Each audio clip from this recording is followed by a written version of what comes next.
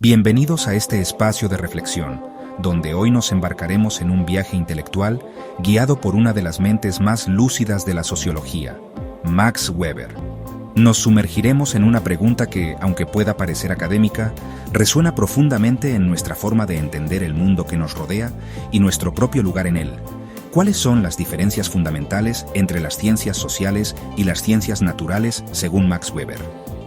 A lo largo de nuestra historia como sapiens, hemos desarrollado diversas herramientas para dar sentido a la existencia, y la ciencia, en sus múltiples formas, es quizás la más poderosa de ellas. Pero, ¿es lo mismo estudiar el movimiento de los astros que las revoluciones humanas? ¿Se puede abordar el comportamiento de las moléculas con el mismo lente que las creencias religiosas? Weber, con su característica agudeza, nos ofreció un marco para discernir estas vastas empresas del conocimiento.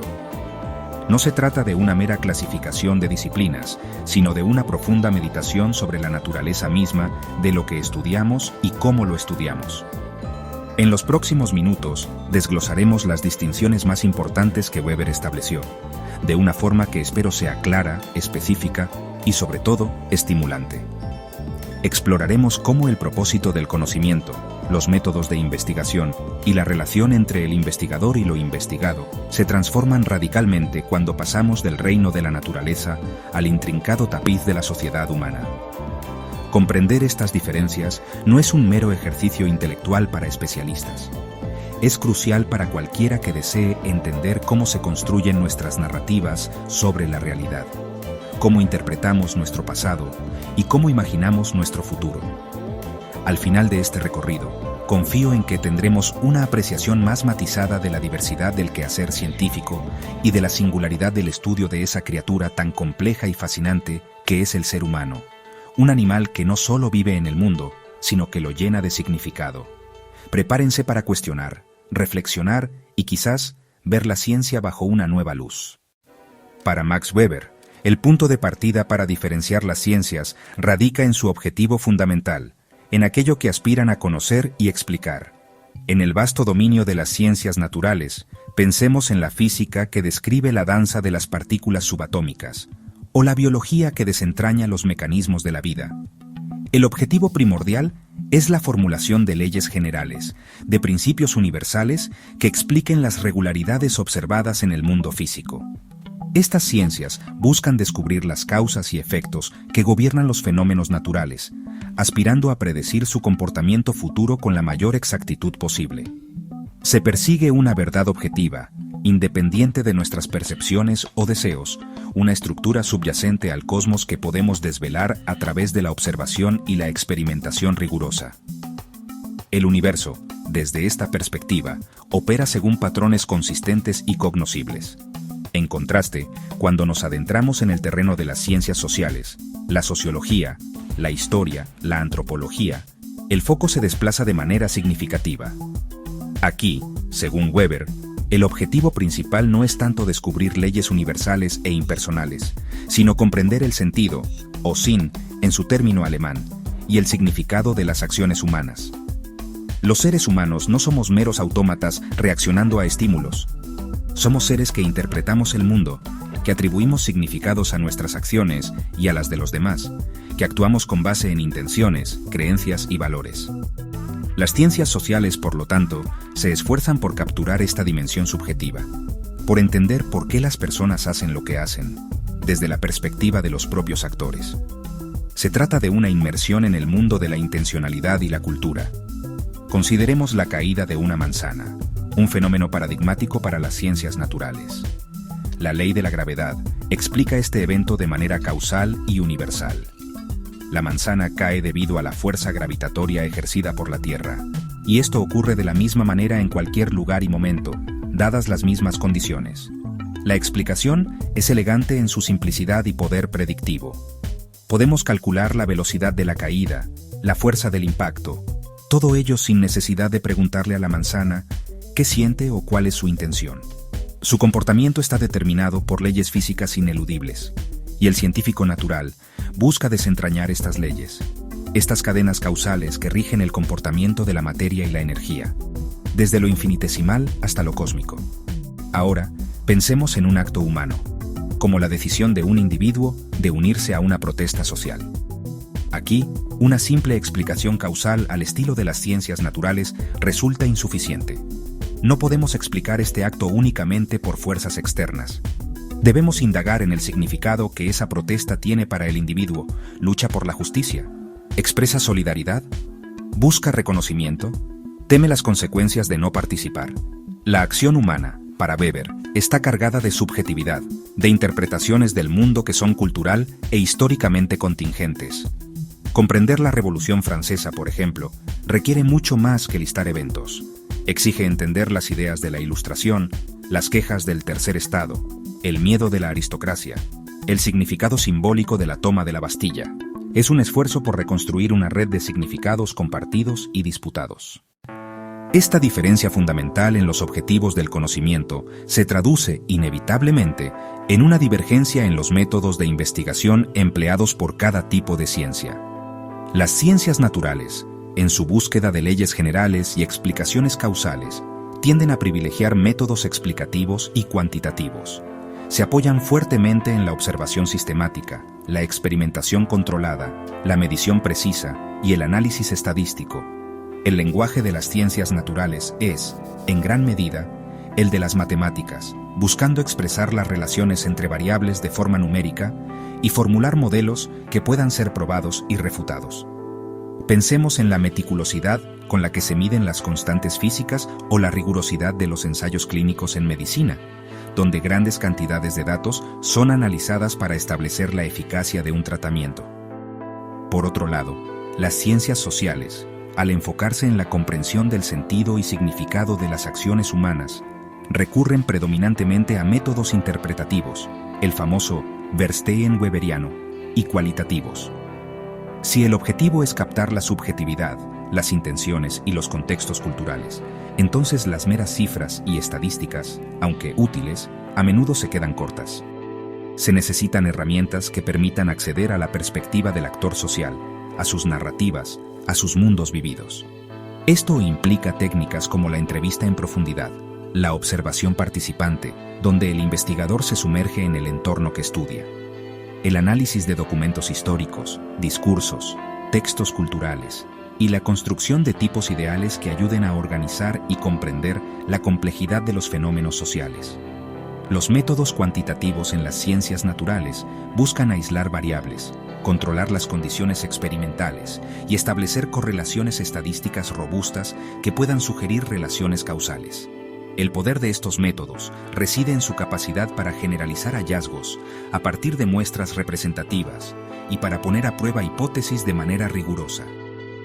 La replicabilidad de los experimentos es un pilar fundamental, asegurando que los resultados no sean producto del azar o de la subjetividad del investigador.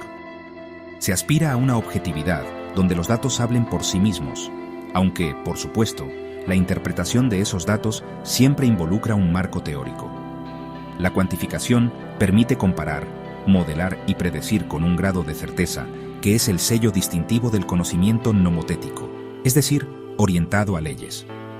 En contraste, los métodos cualitativos en las ciencias sociales abrazan la complejidad y la singularidad de los contextos humanos. En lugar de buscar la generalización estadística, a menudo buscan la comprensión profunda de casos particulares, reconociendo que el significado es contextualmente dependiente. El investigador social que realiza una etnografía en una comunidad remota no busca tanto medir variables, sino interpretar prácticas culturales, rituales y sistemas de creencias desde la perspectiva de sus miembros. El historiador que analiza cartas personales de una figura del pasado intenta reconstruir su mundo mental, sus motivaciones y las limitaciones de su época. Se trata de tejer narrativas coherentes que den sentido a la acción humana en toda su riqueza y a veces su desconcertante irracionalidad, entendiendo que las causas de los eventos sociales son a menudo configuraciones complejas de factores interrelacionados, más que simples cadenas lineales de causa y efecto. Finalmente, Max Weber señala una distinción crucial en la relación entre el sujeto que investiga y el objeto que es investigado.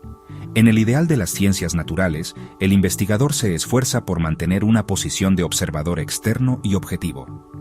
La naturaleza, ya sea una galaxia distante, Una reacción química en un tubo de ensayo, o el genoma de un organismo, es concebida como un objeto de estudio que existe independientemente del científico. Se busca minimizar la influencia del observador sobre lo observado, aspirando a una descripción y explicación del mundo tal como es, sin la interferencia de los valores, creencias o emociones del investigador.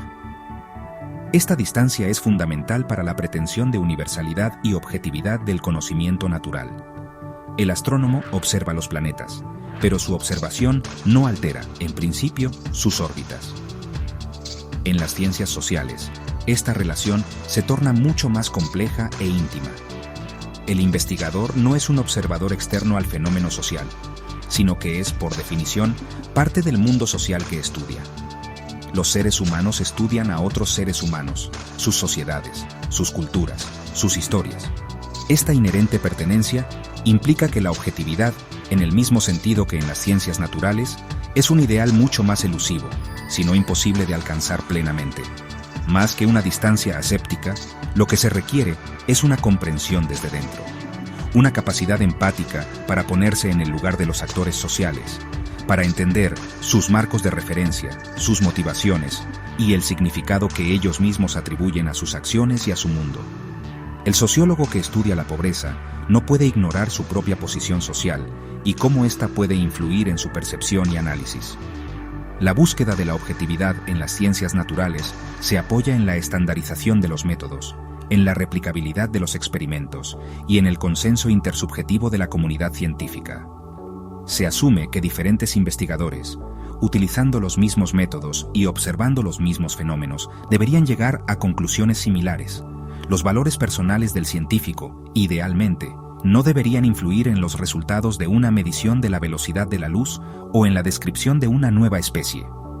El universo físico se presenta como un otro radical, cuyas leyes pueden ser descubiertas sin que nuestra subjetividad contamine ese descubrimiento.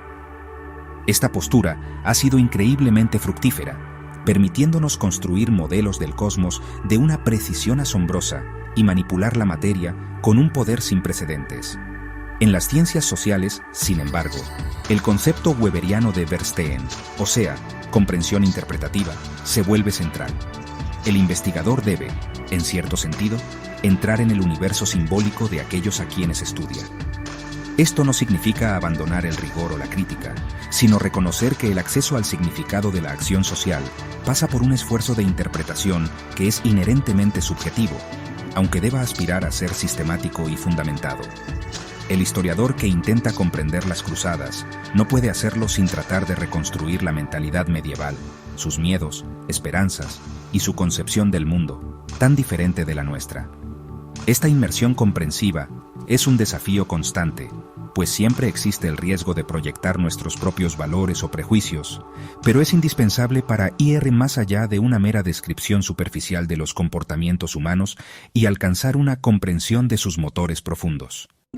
Al concluir este recorrido por las ideas de Max Weber, hemos visto cómo las ciencias sociales y las ciencias naturales, aunque ambas comparten el noble anhelo de conocimiento, se distinguen fundamentalmente en sus objetivos, sus métodos y la relación que establecen entre el investigador y su objeto de estudio. Las ciencias naturales, con su mirada puesta en las leyes universales y las explicaciones causales, nos ofrecen un mapa del cosmos físico, utilizando herramientas cuantitativas y manteniendo una distancia objetiva. Por otro lado, las ciencias sociales se sumergen en el intrincado universo del significado humano, empleando la interpretación cualitativa y reconociendo la ineludible implicación del investigador en el mundo que estudia. Estas no son meras diferencias técnicas, sino que reflejan la naturaleza distinta de sus respectivos dominios.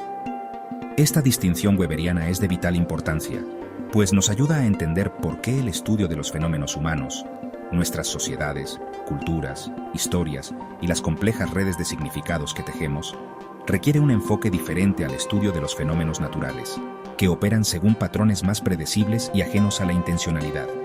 Intentar aplicar indiscriminadamente los métodos de una a la otra puede llevar a simplificaciones excesivas o a una incomprensión de la riqueza y complejidad de la experiencia humana.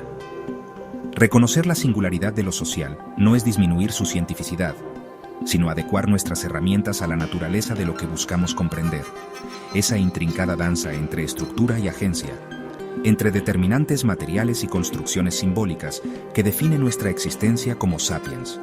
En última instancia, la sabiduría no reside en proclamar la superioridad de un tipo de ciencia sobre otro, sino en apreciar cómo sus diferentes enfoques enriquecen nuestra comprensión global de la realidad.